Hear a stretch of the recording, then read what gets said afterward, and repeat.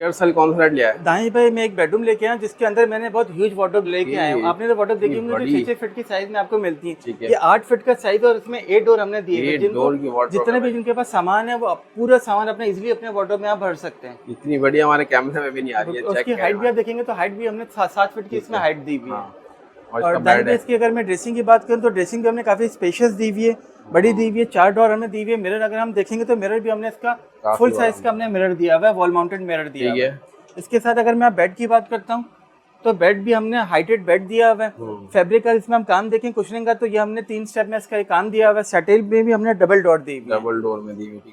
Total high gloss में totally black high gloss के अंदर बना हुआ है। ये ब्लैक लवर्स के लिए बेडरूम लेके आए। अगर इसकी प्राइस की बात करें सिर्फ से आपको मिलेगा 2 लाख रुपए में। 31 अगस्त तक ये सेल वैलिड है हमारी। 2 लाख। नंबर एड्रेस 0332254666 मेरा कॉन्टैक्ट नंबर है। एड्रेस जेड होम शोरूम का नाम है वसीम बाग के बिल्कुल सामने गुलशन इकबाल में।